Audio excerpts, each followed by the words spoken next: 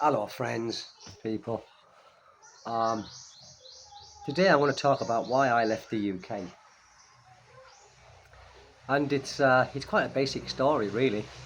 Um, and it wasn't because I had the Philippines in mind, nothing to do with the Philippines in mind, because I wasn't really expecting to come to the Philippines when I left the UK.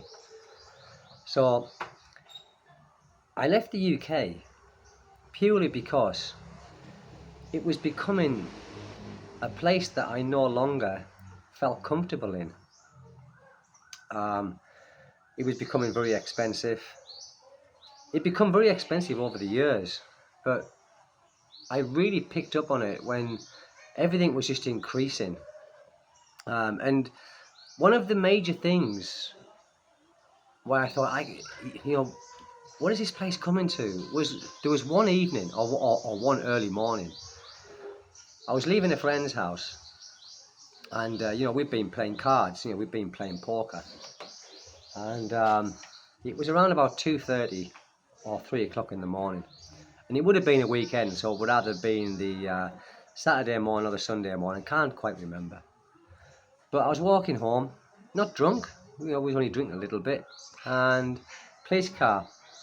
I saw it pass me and didn't think anything of it. But they slowed down and they looked, and I just looked at them, continued walking. And they turned round. Well, they must have done because they come up from behind and they stopped the car and said, "Excuse me, sir." And I looked, and they said, where you going to?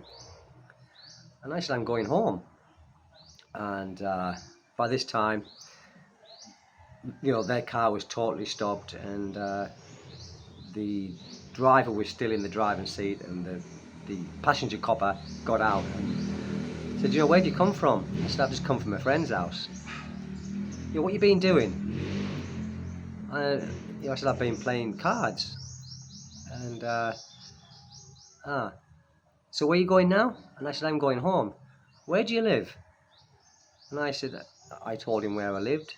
And he said, have you got a key on you? I thought, hold on a minute. Hold on. And I said, what's the problem? And he said, well, the problem is, sir, is that, we've seen you walking around at this time of night, and we would like to know what the reason is. So I told him, I said, look, I've just been out with friends, finished playing cards. Anyway, he wanted to see ID at this point, and he got quite aggressive, and then the driver got out the car as well, and he was stood beside him. So I said, what is the reason for the stop? And the driver of the cop car said virtually the same thing. So he said, can you stand against the car, with your hands in the air? What? With my hands in the air? And he said, well, just, like I lift your arms up like that. I said, what for, a search? And he said, yes. I said, what's your reason for a stop and search?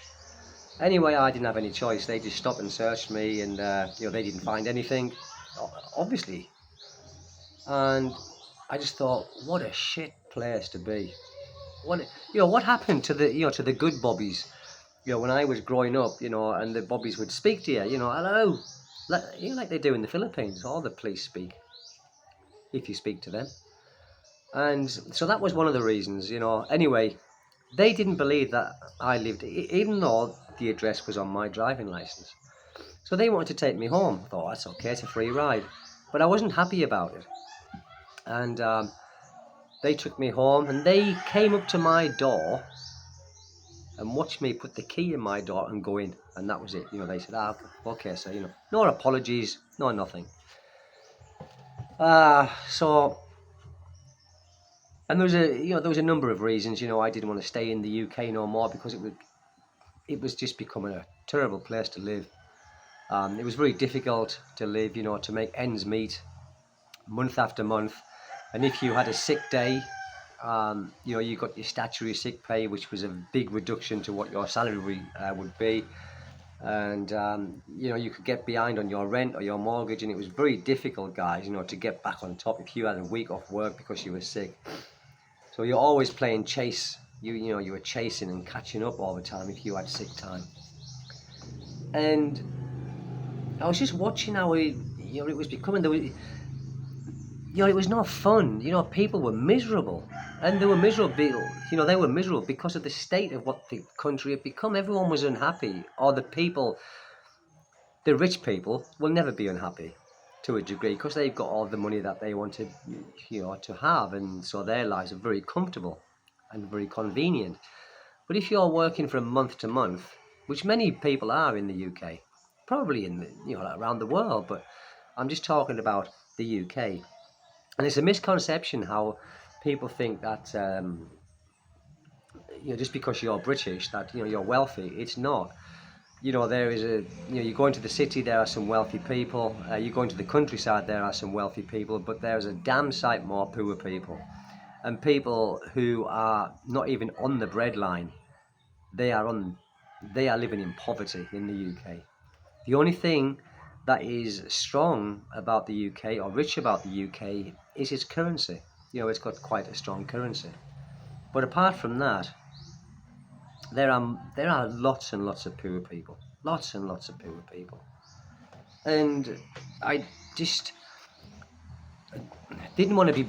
I didn't want to be miserable anymore. My father died, and my mother died a long time ago.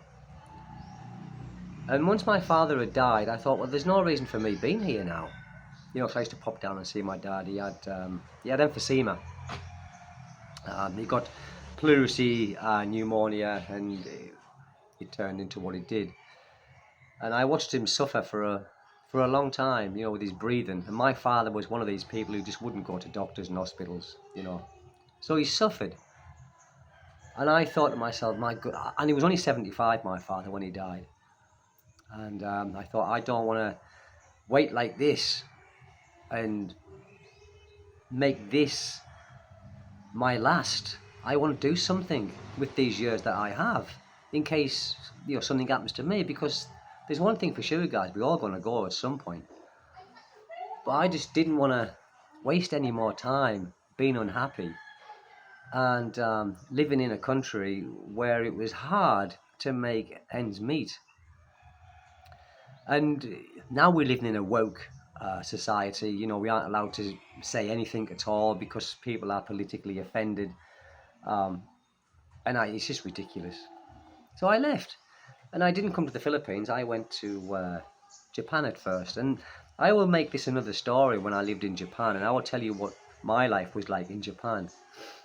And then I went and worked in South Korea. And I will make another video of my time in South Korea. And they are not comparisons. It was just different ways of life and different ways of living. Of course, if you're in Japan, it's quite expensive, but nowhere near as expensive as the UK. But they have a very high rate of suicide in Japan. And the reason being for that is because the Japanese don't like to put their burdens upon anybody else. Like, let's say they've lost a job, or their relationships are broken down, and they don't like to go to the doctors to get to talk about it and maybe get tablets or counseling, so they just commit suicide. But that's another story, guys. Anyway, but and then I'm here in the Philippines. I've had a bit of a rough time in the early days. But life is good. I wouldn't want to change it. Yes, there's poverty here, but the difference is, guys, here, with poverty here, I don't know what it's like with the poverty in Manila and places like that, but here it's not really poverty as such. It's just people with not much money, but they always eating. They've always got rice and they've always got something to eat because people share here. Many of the people share what they've got, and they just get on with it. And I think it's a great thing. The Philippines reminds me of what it was like in the UK when I was growing up, where it was much more liberal. People knew everybody. People would help people. You could leave your door open in the UK. Don't know about here, although we go out sometimes and I forget to to lock the door. Unfortunately, we haven't been robbed or anything, but according to the people around here, no one's being robbed because it's all family here. So yeah, guys, I remember the UK growing up when my mother used to sit on the front doorstep, you know, and her friends would come round during the summer evenings, and my mother would drink martini, and they would be and playing cards. You know, they used to play a game of cards or talking about this and laughing and joking and just having a jolly time. You can't do that in the UK now, or if you can, I've never seen it for such a long time. So I left because I just didn't like that way of life no more. And I'm here now, and I will probably stay here for the duration. I've got no intentions of going back to the UK. I've got no intentions of leaving here. But, you know, we never say never. So we don't know what's down the line. But I certainly don't miss the UK, and I don't miss its political system at all. And I don't miss this woke culture, what's currently around the world. You know, you're not just in England. You've got to be careful what you say. You know, it's terrible. Things that, you know, we could have said 5 years ago and no one would have took no notice because he's not offensive. But these days, you know, you've got to be careful what you say to gays and things like that. You know, you've got to be careful because you get yourself in trouble. If you say the wrong thing, they can go to the police and make a case against you. Back home, here, people just call the gays biots and all that. Hey, biot, and no one takes no notice. If you did that in England, you'd probably be arrested because they go and make a case against you. Discrimination and all them kind of things.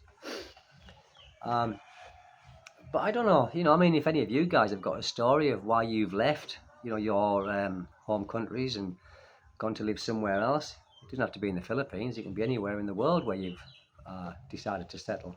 You know, let me know your story. But mine's just a simple story, but it's a truthful story. I couldn't live there no more. I couldn't. And you know, you see some pensioners, you know, back there, and they're struggling. You know, they haven't even got the financial aid to put their heating on during the winter. So they're all huddled up in this, you know, and all of that years in service of work to the country for what? To be sat in one room, freezing cold, not even affording a TV license, some of them, because the TV license in the UK has shot up as well. I mean, when I left, it was 140 or 150 quid for a colour TV license.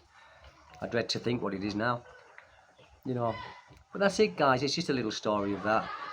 And here I'm in the Philippines, enjoying the sunshine, enjoying life, enjoying the liberalism, and enjoying a non-woke society.